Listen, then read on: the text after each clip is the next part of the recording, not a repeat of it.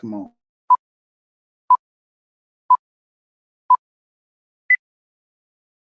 Boop.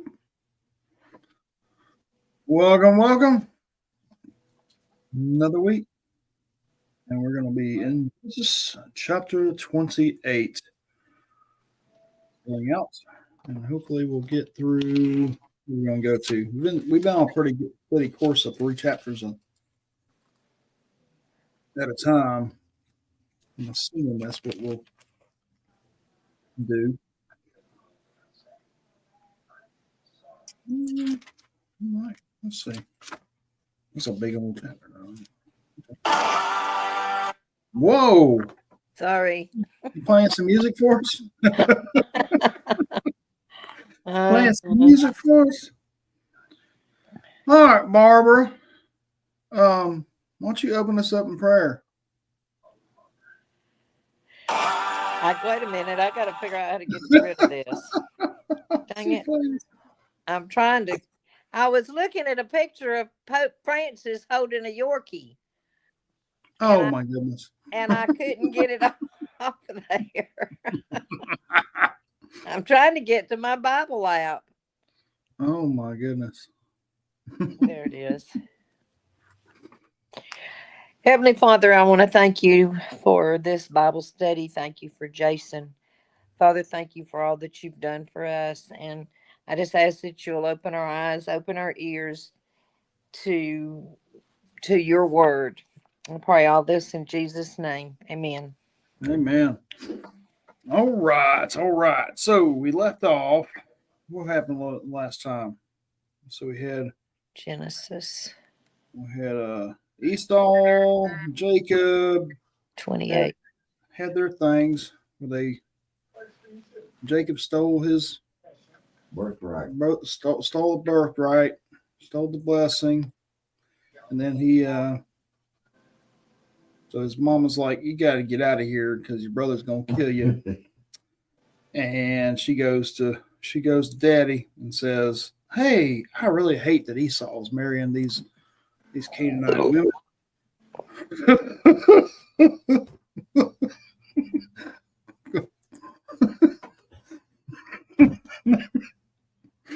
Okay, I really hate that Esau's marrying these Canaanite women. So we need to go ahead and send Jacob off. And of course, that is something they do hate. But she was using this to manipulate, and so that Jacob could leave. So Jacob is sent here in chapter 28. Anybody want to start there in chapter 28, verse 1?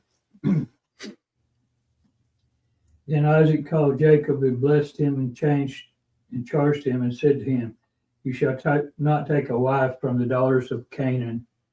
Arise, go to Padan Aram, to the house of Bethuel, your mother's father, and take yourself a wife from there of the daughters of Laban, your mother's brother.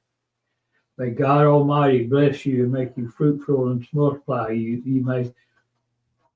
that you may be an assembly of people, and give you the blessings of Abraham to you and your descendants with you, that you may inherit the land which you are a stranger, God gave to Abraham." So Isaac sent Jacob away, and he went to Padan Aram to Laban, the son of Bethuel, the Syrian, the brother of Rebekah, the mother of Jacob and Esau. All right, so it worked. He's sending them off to Padan Aram to go find the wife. All right, pretty straightforward. So he can carry on that blessing, carry on that birthright, because he's got the blessing, he's got the birthright. So he needs a wife to let this inheritance of God's blessing upon him keep on going, because he's they've got the blessing from God saying that they're going to be fruitful and multiply and be a great, great nation. So you might want to pick up here at 6, like 6 to 9. Now Esau learned that Isaac had blessed Jacob and had sent him to Padan Aram to take a wife from there, and that when he blessed him, he commanded him, do not marry a Canaanite woman. And that Jacob had obeyed his father and mother and had gone to Paddan Aram. Esau then realized how displeasing the Canaanite women were to his father Isaac. So he went to Ashlam and married Mahalath, the sister of Nebaleth and daughter of Ishmael, son of Abraham, in addition to the wives he already had. Mm-hmm. Yeah. And, like I said before, it seems like after he realized this blessing was taken from him, the birthright, I think he starts realizing I'm messed up. I've seriously messed up and I need to do something right. He's seeing what his brother's doing, seeing his brother's being sent off to go not do what he did and marrying those Canaanite women. So his thing is, okay, I'm going to add on. I'm already married to 2 women, Canaanite women. So I'm going to marry one from the family, and maybe that'll make mom and dad happy. And, it's, I don't know. And sometimes, like we were talking about the, being free from sin and stuff today, a lot of times we do that in our own life too. Like we got junk, we got all this junk, these sinful things we're doing and stuff like that. And instead of trying to work on those, we go add the good things. And I'm guilty of that too. Instead of working on, we're like, well, I'm going to balance the scales. I'm going to go out here and I'm going to feed some hungry to pay for this cheating on taxes or whatever. You know what I mean? I'm like, I'm going to give more to the church so I can feel okay about cheating the government, or you know what I mean? It's like, so that's kind of the mentality I see here with Esau. He's like, yeah, okay. Well, I know I've already messed up. I'm not going to just stay with the wives I've already got, and be honorable to them. Shouldn't have more than one in the first place. Now I got 2, and they're both not from the family. And but you've done it. It's already set in stone. So, but he's at least trying, I guess. He's trying to be a better boy, right? Anybody want to pick up here from 10? Now Jacob went out from Beersheba and came toward Haran. And he came to a certain place and stayed there all night because the sun had set. And he took one of the stones of that place and put it in his head. And he laid down in that place to sleep. Then he dreamed, and behold, a ladder was set up on the earth, and its top reached to heaven. And there the angels of God were ascending and descending on it. And behold, the Lord stood above it and said, I am the Lord God of Abraham, your father, and God of Isaac. The land on which you lie I will give you and your descendants. Also your descendants shall be as the dust of the earth. You shall spread abroad to the west, to the east, to the north, and south, and in it and for your seed all the families of the earth shall be blessed. Mm-hmm. Behold, I am with you and will keep you wherever you go, and I will bring you back to this land. For I will not leave you until I have done what I have spoken to you. And Jacob awoke from his sleep and said, surely the Lord is in this place, and I did not know it. And he was afraid and said, how awesome is this place? There is none other than the house of God, and this is the gate of heaven. And Jacob rose early in the morning and took the stone that he had put in his head and set it up as a pillar and poured oil on top of it. And he called the name of that place Bethel, for the name of that city had been Luz previously. Mm-hmm. Then Jacob made a vow, saying, if God will be with me and keep me in this way that I'm going, and give me bread to eat and clothing to put on, so that I come back to my father's house in peace, then the Lord shall be my God. And this stone which I have set as a pillar shall be God's house, and all that you give me I will surely give a tenth to you. All right. So this is the famous Jacob's ladder scene, right? And there's several things here. The Lord stood above it and said, I am Lord. Okay. This ladder word, it can be a staircase. It could be It could be a ladder. It could be, depending on the translation. I think it has different ways of describing this. So, and they're going up and down, these angels in this dream.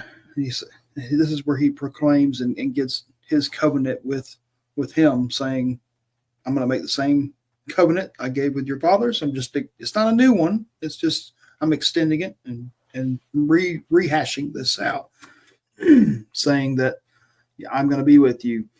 And when he's talking about you, it's going to be with you and your family. And I'm not going to leave you and your family until all is complete, until everything's done, until this is pretty awesome stuff here. Then he wakes up and he sees, it's like, oh, this is awesome. I mean, if you had this dream and saw God and saw these angels and stuff, you waking up like, yeah, this is pretty powerful stuff. And then he commemorates it by setting up that stone, saying this is Bethel, the house of God. This is the place of God. Literally, let's see what it says here. Yeah, house of God is what it means. And if I'm not mistaken, I think this is, Bethlehem. This is where Bethlehem is going to be, the town of the place of God. All right. And then he vows to God, and this is kind of that. Does it say if in your Bible? On there, verse 20. Then Jacob made a vow, saying, does it say if? In my Bible, it says if. It says if. Yes. Yeah, it's if in yours. Yep. Yeah, that should be probably better phrased since. Since is probably a better phrase for that instead of if. Because if you read it as if, then you're looking at it as being, if God does this, then I'll do this. You know what I mean? But I think the word can be used either way. In the Hebrew, it can be used either as if or since, and it makes more sense if you say, since God is with me and will keep me in this way as I go and get the bread. Or it could be the if, and he's making this deal. But then again, he just saw God. He just saw the angels coming up and down the ladder. It was a significant thing. And I don't think it would be the if. I think he's already made up his mind that I'm going to follow this God, the Lord. You know what I mean? And then, of course, we got the principle of him. We give him a tenth. So this principle of a tenth was before the law, and we saw that saw this with Melchizedek. That this principle of a tenth has been an ancient thing that was going on for a very, very, very long time of giving this tenth. So pretty interesting stuff. All right. So Jacob marries Leah and Rachel. And we get back to Laban again, right? I guess I'll read here. If anybody else wants to read, let me know. Then Jacob went on his journey and came to the land of the people of the east. And he looked and he saw a well in the field, and behold, 3 flocks of sheep lying beside it. For out of the well the flocks were watered. The stone on the well's mouth was large. And when all the flocks were gathered there, the shepherds would roll the stone away from the mouth of the well and water the sheep, and put the stone back in its place over the mouth of the well. This is what they used to do. So Jacob said to them, my brothers, where do you come from? They said, we are from Haran. Haran, that's where Abraham's from. He said to them, you know Laban, the son of Nahor. They said, we know him. He said to them, is it well with him? They said, it is well. And see, Rachel, his daughter, is coming with the sheep. He said, behold, it is still high day. It is not time for the livestock to be gathered together. Water the sheep and go pasture them. But they said, we cannot until all the flocks are gathered together and the stone is rolled from the mouth of the well. Then we water the sheep. Okay. While he was still speaking with them, Rachel came with her father's sheep, for she was a shepherdess. Now, as soon as Jacob saw Rachel, the daughter of Laban, his mother's brother, and the sheep of Laban, his mother's brother, Jacob came near and rolled the stone from the well's mouth and watered the flock of Laban and his brother's brother. I'm sorry. Then Jacob kissed Rachel and wept aloud. And Jacob told Rachel that he was her father's kinsman and that he was Rebekah's son. And she ran and told her father. Let's just stop right there before we get too far. All right, so what are we seeing here? And do you remember a story that was much like this that has already happened in the past that we've gone through?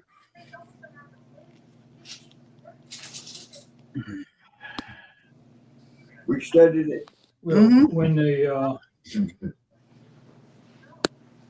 servant of Abraham came to Laban. Yes. Yeah. Yeah. And what did the servant of Abraham? He came there as their shepherd people. He was a shepherd guy, shepherd guy, and he's coming to Get a daughter for Isaac, and she comes up and goes down in the well and waters the flocks, or waters his camels, and she does all that work for him as a servant, and then they go on to Laban with that. He puts the earring on her. He has all this wealth. He's showing and adorning her and showing that he's got the money and the dowry to pay. And so this is the same kind of thing. And Jacob's coming, but he's the mama's boy. He's not the guy working in the field. He's not the shepherd. She's the shepherdess. She's the more manly one, or should we say? She's an actual shepherd. more hair on her. Yeah, she got more hair on her legs or chest or whatever. Yeah. So it's kind of an inverse story here. You got the mama's boy, the one that's been close to mama and working in the kitchen, those kind of things, and then you got, which will be important later on because he changes, and a lot of it you'll see. It's not written specifically, but he learns how to be a shepherd from her and her sister. And it's pretty interesting that he learns to be and uses what they teach him to be a very shrewd shepherd, actually.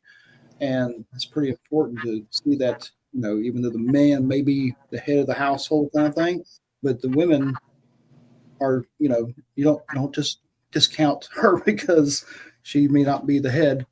You learn from her and learn from her wisdom and listen to her.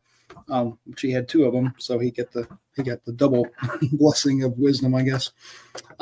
Anyways, so he gets into town and he sees all these guys laying around, and they tell him about Rachel coming up, and she's coming to go water her sheep, but the stone's still on there, and they're supposed to wait for all of them to gather together so they can, I guess, because the stone's so hard to move, they don't want to move it unless they got to. So they wait till everybody comes so they can move the stone and water the thing. He steps into gear. It's just his first manly act. He's ordering them around, saying, move this thing, and he goes over and did we get to the actual rolling away? We came out into the flocks. While they're still speaking, here in 9, Rachel came with her father's sheep, for she was a shepherdess. And as soon as he sees her, he gives her a kiss. And Jacob told Rachel that he was her father's kinman, blah, blah, blah. As soon as Laban heard the news about Jacob, his sister, he ran to meet him and embraced him and kissed him and brought him to the house. Jacob told Laban all these things. And Laban said to him, "Surely you are my bone and my flesh." And he stayed, oh my goodness, stayed with him a month. Okay. So he's coming to them with nothing as well. He has nothing with him. He's coming and it's a total inverse. So he's coming and being at their complete behest, and he's staying with him. See here 15. Then Laban said to Jacob, because you are my kinsman, should you therefore serve me for nothing? Ask him a question. Tell me what shall be your wages. Now Laban had 2 daughters. The name of the older was Leah, and the name of the younger was Rachel. Leah's eyes were weak. That's an important thing and kind of a disputed idea there. But Rachel was beautiful in form and appearance. Jacob loved Rachel, and he said, I will serve you 7 years for your younger daughter, Rachel. Laban said, it is better that I give her to you than, this is an important one too, give her to you than I should give her to any other man. Stay with me. Well, Jacob served 7 years for Rachel, and they seemed to him but a few days because of the love he had for her. So, and of course, we know what's going to be happening here. But a few things here. Leah's eyes were weak. And there's different ways of looking at this. Mine says delicate. Delicate. Yes, that's exact. It's a better word. Delicate's a better word. Mine said they was weak. Yeah, mine says they're weak. Yeah. This word, let's see what it says here. Or soft, delicate. And this could mean she has some kind of Vision vision problem, or that she was not very pretty, or that she may have had some kind of retardation thing or something. There's different ways to look at this. Or I've actually heard one commentary talk about this could actually be that she had beautiful, soft, delicate, beautiful eyes. So, I mean, different people have read into this, but I think the contradiction here, but Rachel was beautiful in form. Maybe Leah's eyes were beautiful, but Rachel was beautiful in her body and appearance. I don't know. But anyways, he loved her. He loved Rachel and wanted to marry her. He was not there for Leah, of course. Down here in verse 19, Laban said, it is better that I give her to you than that I should give her to any other man. Stay with me. This is Laban just kind of, remember, he's a shyster. He's not a great guy. And he's coming here with and this kind of a smart remark is like, okay, well, it's better if you're kin, and it's better I just give it, better than me just giving her to somebody else, even though I'm not going to make a profit off this one. You know what I mean? He's just like, okay, cool. Go ahead and stay with me for a while. So so he does this deal because Jacob doesn't have anything with him that he'll serve like a bondservant for her for 7 years. Anybody want to pick up here in 21?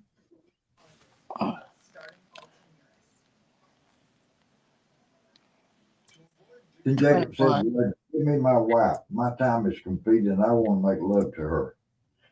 So Laban brought together all the people of the place and gave a speech. But when evening came, he took his daughter Leah and brought her to Jacob, and Jacob made love to her. Then Laban gave his servant Zipporah to his daughter as her attendant. When morning came, there was Leah, so Jacob said to Laban, what is this that you have done to me? I served you for Rachel, didn't I? Why have you deceived me? Laban replied, it is not our custom to give the youngest daughter in marriage before the older one. Finish this daughter's bridal week, then we will give you the younger one also in return for another 7 years of work.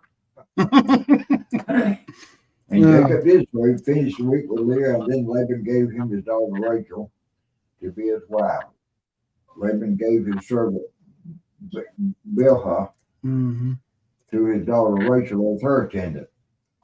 Jacob made love to Rachel also, and the love for Rachel was greater than his love for Leah, and he worked for Laban another 7 years. Mm-hmm. Yeah, so we all know the story. We all know how this plays out. One key thing here, right there from the very beginning, Jacob said to Laban, give me my wife, that I may go into her or make love to her. What translation are you reading? That's pretty interesting. That says Is that for my time is completed. So Laban, knowing who Laban is, knowing his character, he's not offering. The time came up, and he didn't offer his daughter to him. He was just gonna not. If he didn't say nothing, I'm just gonna let him keep on working for nothing. Go ahead. All right. And he worked 7 years and got Leah. Mhm. For me, it had been some murder. Yeah. But then he worked 7 years for Rachel, and Mhm. then he works another 7 years. Yeah. 21 years. Yeah. Well, this first 7 years, yes, and it's you got to look at the accountability. Okay, they tricked him, but he's accountable. He got drunk or whatever happened that wedding night. He got even. He got a little intoxicated that night. Well, I'm saying, and obviously because he didn't No, that wouldn't be that drunk. he did not notice somehow that he was not with the right woman. Maybe it was dark. I mean, I don't know exactly what happened. I'm assuming alcohol was part of it, or some good peyote or something. I don't know. But he wakes up and it's not Rachel, and he's like, "What have you done to me?" But remember, anytime, and I've actually talked about this with my grandmother earlier today about anything that somebody's done to you, that you probably have some culpability in that. I mean, they could not have done that to him if he would have been aware and paying attention, and this also becomes a problem too, because Leah, I mean, she was part of this trickery. She knew what she was doing as well. So that's kind of always a divide between the two of them as well, because he does never really love her, and so this next deal for Rachel. Notice that he says all you have to do is serve out this week, his marriage week. He has to be with her for a week, and then he went ahead and gave him Rachel for a contract of another 7 years. So he's married to both of them at this point. Within a week, he's married 2 women. That's an important point. That she goes ahead and he's his wife. I mean, she's his wife. He didn't have to wait another 7 years. When I was younger, reading through the stuff, it was. I always thought the same thing, that he had to wait another 7 years. So that would have been really messed up, and there may have been some murder at that point. You know what I mean? You've been like, what now? I gotta wait another. And I mean, she's getting older too. I mean, as far as reproduction and everything, you want to. Okay, but you agree to work another 7 years on my land for me, then I'll go ahead after you've been with your new wife, your new bride for a week. Evidently, they have a tradition of that bridal week, that like honeymoon, basically. Then I'll go ahead and give you Rachel. So that's the deal. And he's like, okay, cool, let's do it. I've got evidently 2 wives. And we have it points out the servants as well, Zilpah and Bilhah, because they become a huge part of this whole big family. So very interesting. Here, somebody want to start from 31, I guess, through the rest of the chapter. When the Lord saw that Leah was not loved, he enabled her to conceive, but Rachel remained childless. Leah became pregnant and gave birth to a son. She named him Reuben, for she said, "It is because the Lord has seen my misery. Surely my husband will love me now." She conceived again, and when she gave birth to a son, she said, "Because the Lord heard that I am not loved, he gave me this one too." So she named him Simeon.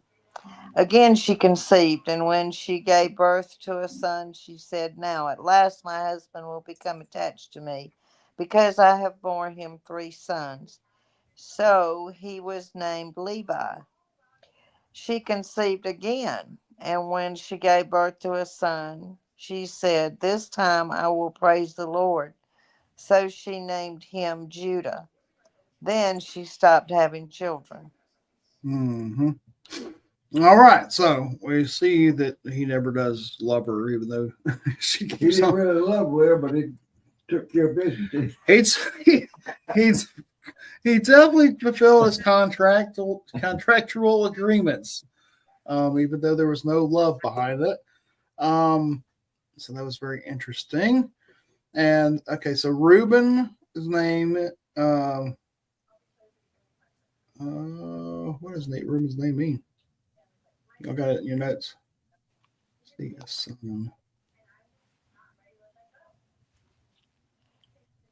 Lord has looked upon my affliction. The Lord has looked upon my affliction. Okay. And then Simeon sounds like the Hebrew word for heard. So he's heard her cries. All right. Then she gets down to Levi, which means Levi sounds like the Hebrew word for attached. Okay. So will be attached to me because I have borne him 3 sons. So you can see the progression where she's like, okay, well, he's not going to love me, but at least he'll have to be with me because he's attached to me at this point. And then with the 4th son, she's given up on the love and she's just praising God. She's like, okay, this time I'll just praise the Lord and just give up on this love thing completely. And then after Judah, she ceased being, bearing. Judah means praise and worship. Yeah. Hebrew for praise. Okay, so very interesting. So he definitely did his duty, and Rachel did not have any children. She was barren, and that seems to be part of the just divinely. There's always got to be some kind of trouble with pregnancy when you have this divine intervention. But as we see, what's really interesting too is unlike the past, all of these men, these boys that are born to these women, and no matter if it's the concubines, the maidservants or whatever, or the wives, all those sons become parts of the tribe of Judah. So that's pretty interesting that it didn't or tribe. Yeah, not tribe of Judah. No, Part of this Jacob's part of Jacob's tribe, or whatever. Yeah, they all become part of the tribe of Israel. Okay, that's the right word. I'm sorry, not Judah, but they all become part of the tribe of Israel. Each of these 12 sons. So that's, even though they came from different mothers, they were all part of the family. Really part of the inheritance. Really part of this family, which is pretty profound. I think there's been a shift from just this one son going and the other son not. So, okay, here chapter 30. I guess I'll read some. When Rachel saw that she bore Jacob no children, she envied her sister. She said to Jacob, "Give me children or I'll die."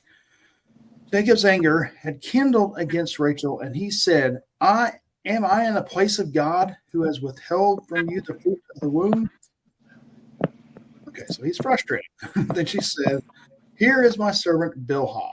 Go unto her so that she may give birth on my behalf, that even I may have children through her." So she gave her servant Bilhah as a wife, and Jacob went into her, and Bilhah conceived and bore Jacob a son. And Rachel said, God has judged me and has also heard my voice and given me a son. Therefore she called his name Dan, which is judged. Okay. Rachel's servant Bilhah conceived again and bore Jacob a second son. Then Rachel said, with mighty wrestling I have wrestled with my sister and have prevailed. So she called his name Naphtali, which is Hebrew for wrestling. Okay. When Leah saw that she had ceased bearing children, she took her servant Zilpah and gave her to Jacob as a wife. When Leah's servant Zilpah bore Jacob a son. And Leah said, good fortune has come. So she called his name Gad, which means good fortune. Okay, so Leah's servant Zilpah bore Jacob a second son. And Leah said, happy am I, for women have called me happy. So she called his name Asher, which means happy. Well, that's a cool name. Name happy. In the days of the wheat harvest, Reuben went and found mandrakes. Okay, let's stop there. So what are we seeing here? We're seeing this competition between these these sisters, these wives, these sister wives. And it all starts from Rachel just getting frustrated. And I mean, we've all been through those situations where we're blaming the wrong person. She's going to him and just in frustration, it's like, give me some children or I'm going to die. And Jacob shouts back in anger at the same kind of thing. He's like, yeah, I'm not God, woman. Yeah, I have not held anything back from you. So obviously they're fulfilling their contracts as well. Contractual agreements, but it's not working. So, like we've seen many, many times, she decides to give the maidservant. And we have this competition going because we see Leah's like, okay, well, Rachel did it. And she does the same thing. So now he's got 4, quote, wives in the picture that he is having many, many children with. Pretty crazy. So in the days of the wheat harvest, Reuben went and found mandrakes in the field. And these mandrakes are, it's like a root. I believe it's a root that they looked at as like a what do you call it? Yeah. Especially for men, women. Yeah, there's his fertility. And he brought them to his mother, Leah. And then Rachel said to Leah, please give me some of your son's mandrakes. But she said to her, is it a small matter that you have taken away my husband? Her husband too. Well, see, Leah, this is the different perspectives here. Leah is under the assumption she was first. He married me first. Even though she did deceived him to get there, she looks at him as her husband, and then Rachel just tagged along. So she's mad at her for taking, especially after now she's found a way to have children as well through her maid servants. So they're just having this battle back and forth. And now they're fighting over these root things to have more children because they really believe this is going to be something that's going to make them have children.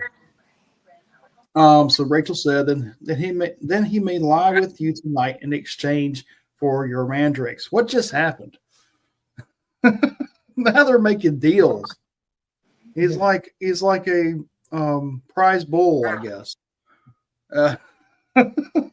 Just like it's a really crazy story. So they're making deals. He's like, okay, well, I'll just let you give me the mandrakes, then I'll give them to you for the night. When Jacob came from the field in the evening, Leah went out to meet him and said, you must come into me, for I have hired you with my son's mandrakes. This is so messed up. So she's hired her husband. So he lay with her that night, and God listened to Leah, and she conceived and bore Jacob. Jacob, the 5th son. And Leah said, God has given me my wages because I gave my servant to my husband. So she called his name Issachar, which sounds like Hebrew for wages or hire. Oh wow! So your name is hire. Okay. Oh man, I messed up here. Where am I at? 19, whatever. 19. Okay, here we go. And Leah conceived again, and she bore Jacob a 6th son. And Leah said, God has endowed me with a good endowment. Now my husband will honor me. She's gone, she's given up on the love, and now she's on to the honors. At least will honor me, because I have borne him 6 sons. So she called his name Zebulun, which means honor. And afterwards she bore a daughter and called her name Dinah. And we don't really know. I mean, I guess they could be just having just boys, which is kind of unusual. They're just having Right. boy after boy after boy. But I don't think that's the case. I think they're having other children. I think they're having women as well, but they don't count them in the genealogies, don't count them in the stories as much. But they're pointing out Dinah. They're making a special instance here of pointing out she had a daughter named Dinah, because it's going to be part of the narrative, right? Now, this could be either way. I mean, it could be just they're just lucky and having nothing but sons. But, I mean, I don't know. So God probably had something to do with it. God probably had something to do with it, yeah. Yeah. So if it's that, then yeah, he had something to do with it. But as far as the counting, they most of the time you only count the sons. You don't count the girls, the females in this culture. But specifically, they're pointing out Dinah for a reason. All right, so God remembered Rachel, and God listened to her and opened her womb. She conceived and bore a son and said, God has taken away my reproach. And she called his name Joseph. You saying, may the Lord add to me another son. Okay. So Joseph means may he add, and sounds like the Hebrew for taken away.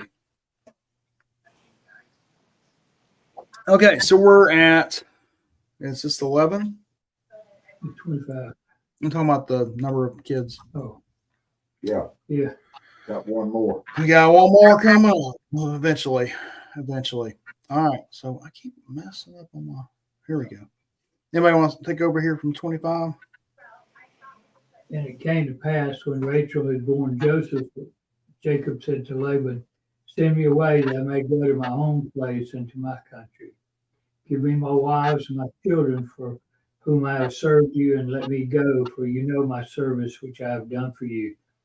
And Laban said to him, please stay, if I found favor in your eyes, for I have learned by experience that the Lord has blessed me for your sake. Then he said, name me your wages, and I will give it. So Jacob said to him, you know how I have served you, and how your livestock has been with me. What you had before I came was little, and it is increased to a great amount. The Lord has blessed me since my coming, and now when shall I also provide for my own house? So he said, what shall I give you? And Jacob said, you shall not give me anything, but if you will do this thing for me, I will again feed and keep your flocks. Let me pass through all your flocks today, removing from them all the speckled and spotted sheep, and all the brown ones among the lambs, and the spotted and speckled among the goats, and these shall be my wages. Mm-hmm. So my righteousness will answer for me in time to come, when the subject of my wages comes before you.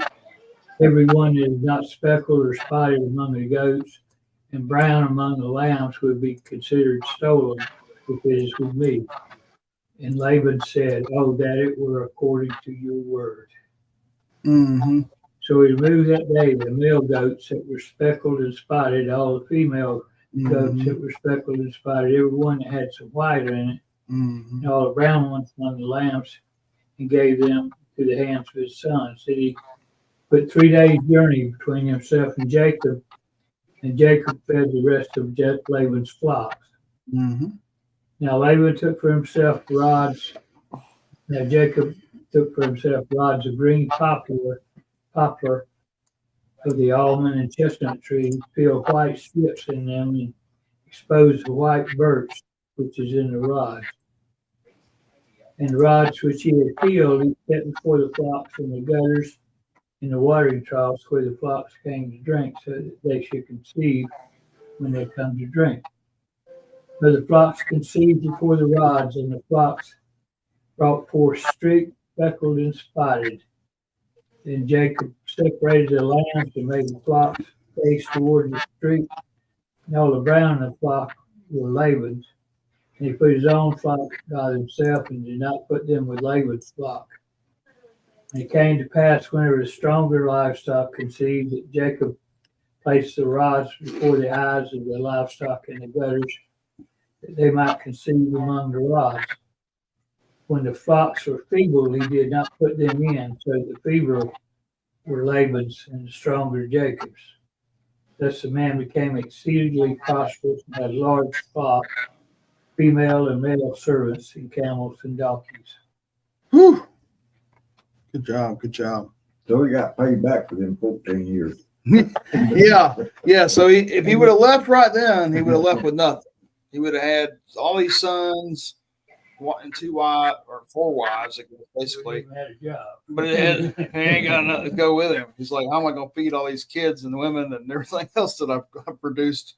Because so when Laban's coming to him and saying, evidently he's become a good shepherd, he's become a good worker. So he's learned a lot and has applied it, but he's got nothing from it. So he's like, okay, let's make this deal. And in that deal, because he has all this knowledge, and with these stick things and all, a lot of this is superstitious stuff and all, but I mean, God had a hand. God had a hand in it, obviously, because sticking these sticks of poplar over here and this over here. I mean, that's not really gonna make a difference, but definitely worked it out in his favor, and got Laban back. Yes, over this. Yes, it's 21 years of working for this man, and he walks away with a lot and increases a lot. And don't take this wrong either. Laban's flock was fine. He didn't lose his flock. Laban still had a flock. He just didn't grow it. It just wasn't as abundant as Jacob's. Jacob's is huge. So it's not like he left him with nothing. He just grew his a lot more. All right, so 31 here. Well, we're knocking them out today. Anybody want to take over 31? Jacob heard that Laban's sons were saying, Jacob has taken everything our father owned and has gained all his wealth from what belonged to our father. And Jacob noticed that Laban's attitude toward him was not what it had been. Then the Lord said to Jacob, go back to the land of your father, to your relatives, and I will be with you. Mm-hmm. So Jacob sent word to Rachel and Leah to come out of the fields where his flock, where he said to them, I see that your father's attitude toward me is not what it was before, but the God of my father has been with me. You know that I worked for your father with all my strength, yet your father has cheated me by changing my wages 10 times. Mm-hmm. However, God has not allowed him to harm me. If he said the speckled ones will be your wages, then all the flock gave birth to speckled young. And if he said the streaked ones will be your wages, and all the flock bore streaked young. So God has taken away the father's livestock and has given them to me. Keep reading. Okay, so it's looks like maybe I was wrong. Maybe he did take everything. I don't know. I was understanding that it wasn't everything. He still had stuff, but yeah, it looked like he kept on trying. He saw Jacob was doing good, or whatever deal he made, so he flipped it. I guess 10 times he flipped this deal back and forth and changed up the deal, but every single time, God said, "No, all right, I have control over genetics." made the right colors and the right circumstances, so everything went to Jacobs. That's pretty awesome. That's pretty awesome stuff. Yeah. So where we at? 9. So In breeding season, I once had a dream in which I looked up and saw that the male goats mated with the flock were streaked, speckled, or spotted.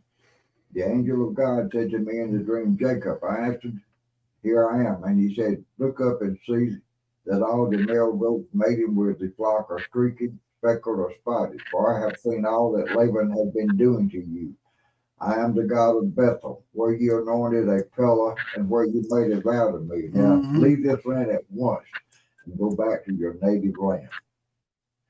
Then Rachel and Leah replied, do we still have any share in this inheritance of our father's estate? Does he not regard us as foreigners? Not only has he sold us, but he has used up what was paid for us. Surely all the wealth that God took away from our father belongs to us and our children. So do whatever God has told you.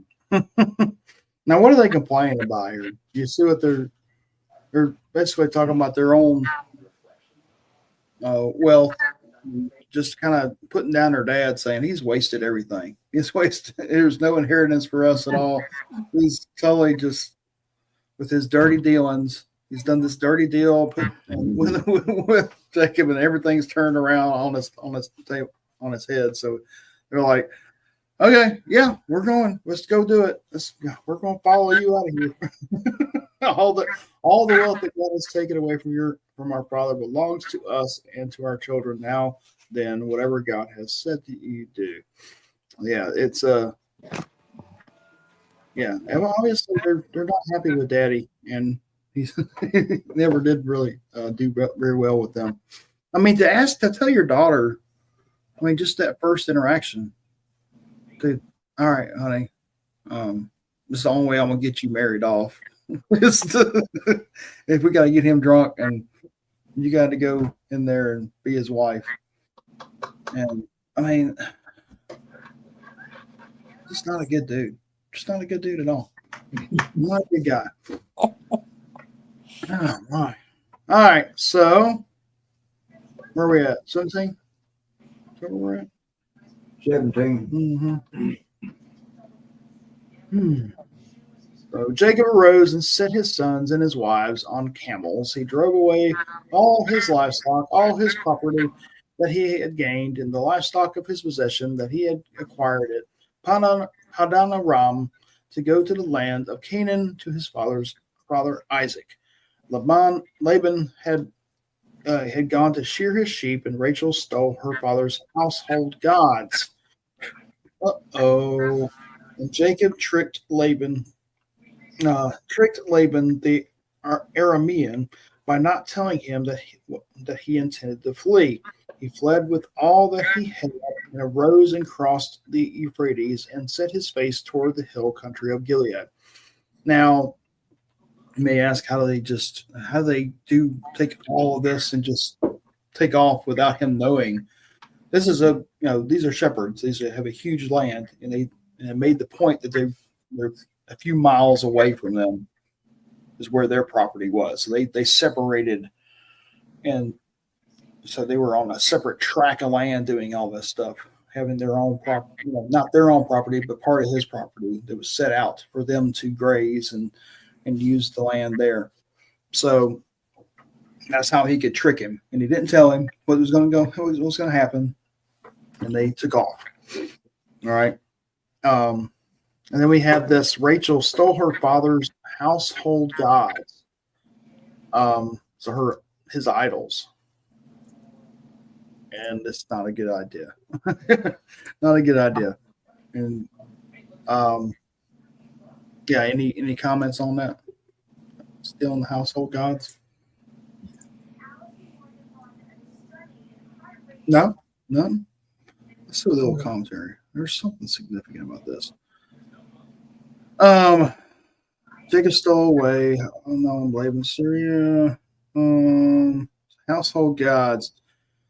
Okay, so right here, there are many potential reasons why Rachel took these idols Perhaps she worshipped these idols and did not want them to be without them. Perhaps she did not want her father to acquire of them, to use them as tools of divination. Remember, he did talk about divination before, and that's where all that stuff comes from. It's some kind of magic stuff, divination sticks and stuff. Perhaps it's because such idols were often used as deeds to property, and she thought that by taking the idols, she took whatever inheritance might be left to Laban's children. That's interesting. Perhaps Jacob stole the teraphim simply to get back at her father, whom she felt had mistreated her husband, and her whole family. Yes. According to some Jewish traditions, Rachel took the teraphim because she wanted to keep her father Laban from idolatry. So that's the best case scenario, is she took them. Well, the best case scenario, if you look at the Jewish traditions, they're going to try to make it better for them. That she took it altruistically, trying to keep him away from his idols. But it sounds like they were mad at him. they were. Yeah, before that. You know what I mean? Yeah, they wanted all I could get. Yeah, and this seems like a sneaky, underhanded thing that she's doing, because it's in secret. There's denial later on, and so I don't think this is the altruistic view that the Jewish commentaries would say, Jewish traditions. But we don't know. We don't know for certain. I mean, either way, she did it. It becomes a problem. So when it was told Laban on the third day, so they'd been gone for 3 days, that Jacob had left, he took his kinsman with him and pursued him for 7 days and followed close after him into the hill country of Gilead. But God came to Laban in the Aramean in a dream by night and said to him, "Be careful not to say anything to Jacob, either good or bad." And Laban overtook Jacob. Now Jacob had pitched his tent in the hill country, and Laban with his kinsmen pitched tents in the hill country of Gilead. And Laban said to Jacob, "What have you done, that you have tricked me and driven away my daughters like captives of the sword? Oh my God. Why did you flee secretly and trick me and did not tell me, so that I might have sent you away with mirth and songs, with tambourine and lyre, lyre, pencil bar. And why do you not permit me to kiss my sons and my daughters farewell? Now you have done foolishly.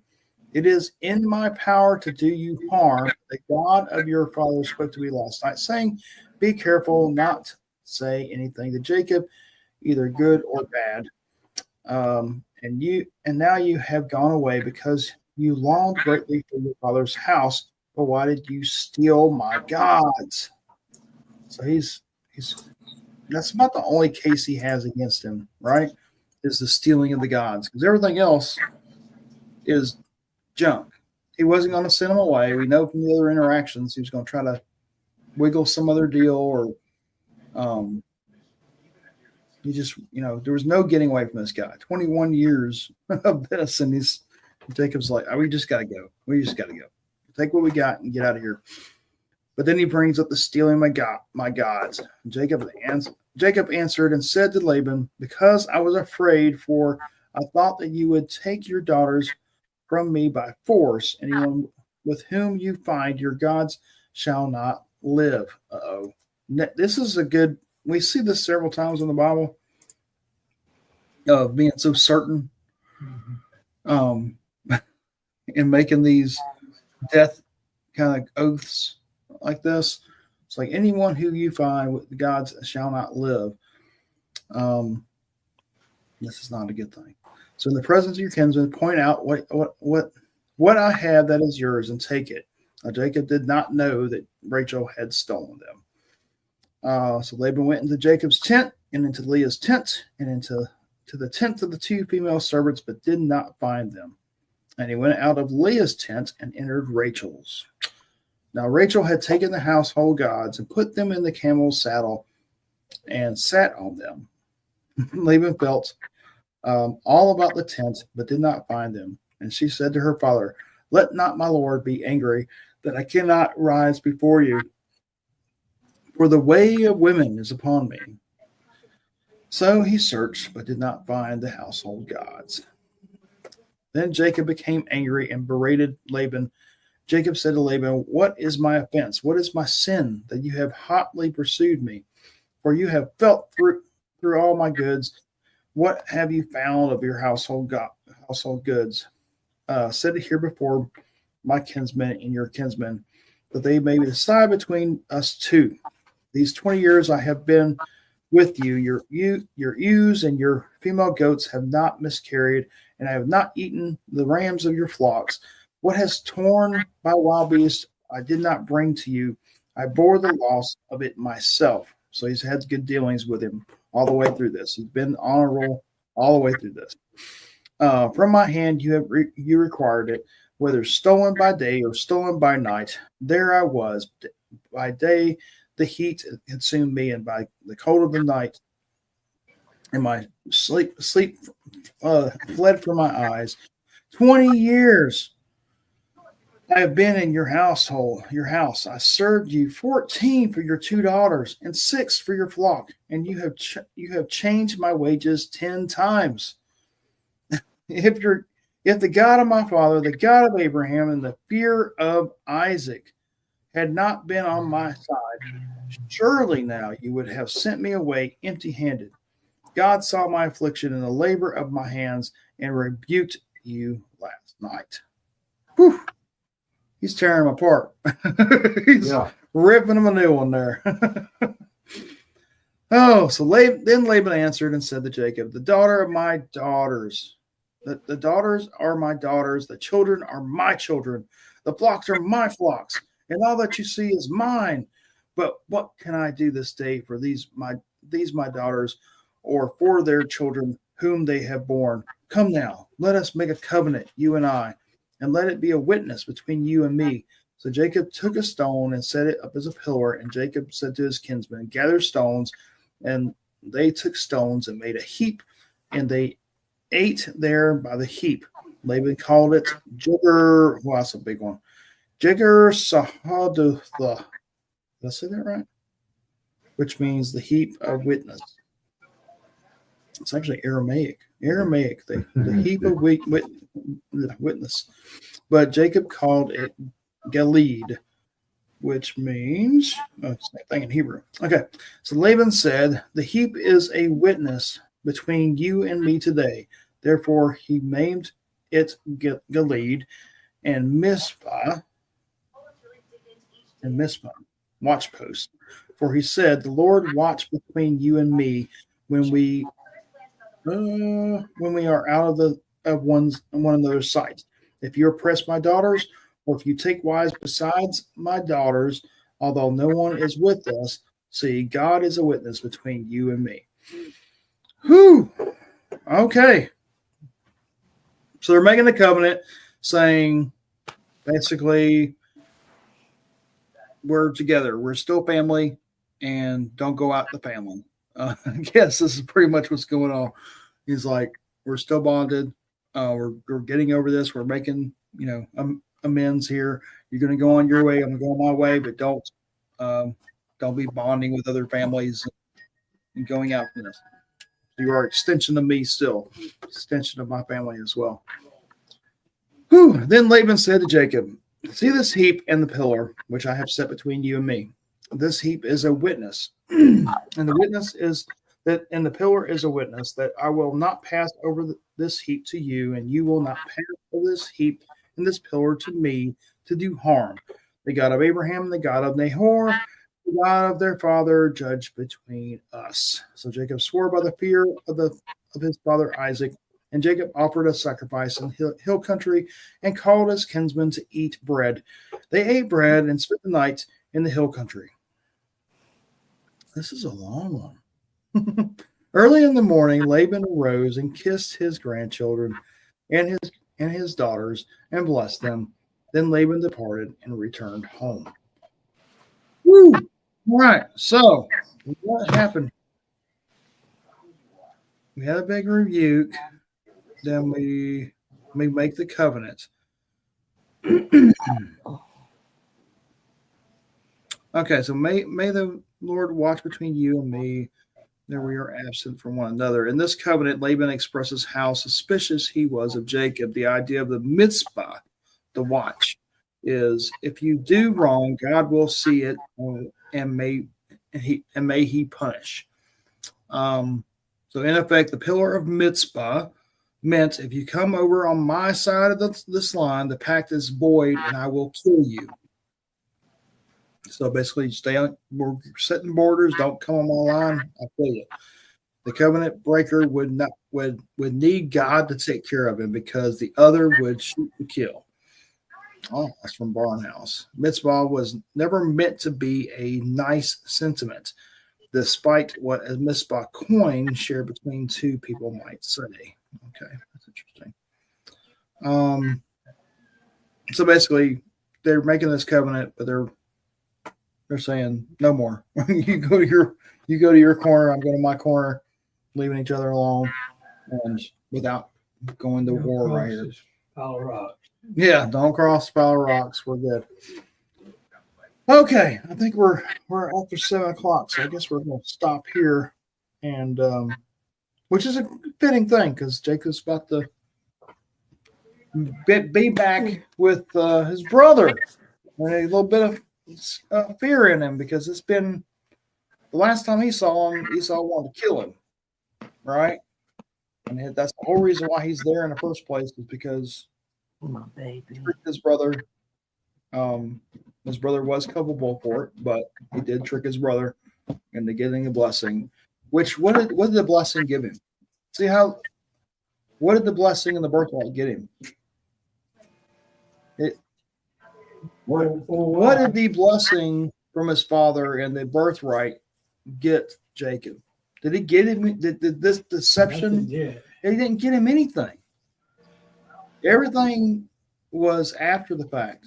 I mean, he got the blessing, he got the birthright, and then he was sent away, and he never saw his mom again. But the mom was so worried about him being taken care of and leading the family, but all that deception, all that trickery did nothing. He had to go away with nothing, and God had to provide after that. You know, he was sovereign through it the entire time. So they could have not did all that tricky stuff. God still would have made a way for him to prosper and been divine in the whole thing. You know what I mean?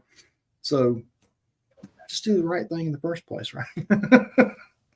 So anyways, yeah, so he's gonna head back to see his brother, and we'll see how that goes next week. All right, any last comments out there, Mojo, Barbara? Questions, smart remarks?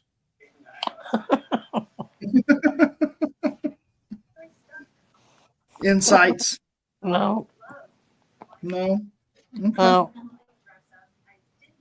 That was fun. That was a lot of narrative. But. All right, well, let's close it up. Anybody y'all want to pray? Close this up? Go ahead. Dear Father, thank you for this good day. Thank you for the class we just had, and thank you for Jason for the message he brought this morning. For our loved ones and friends, and we bless your holy name. Amen. Amen. All right. Love you guys. Have a good night. You like my circles this time, Barbara? Your circles. Yeah, you see the circles No. on the screen? You don't see your head with a circle? Does it look different on your side? No. It may look different on your side. Okay. Looks All right. the same. Okay. Okay.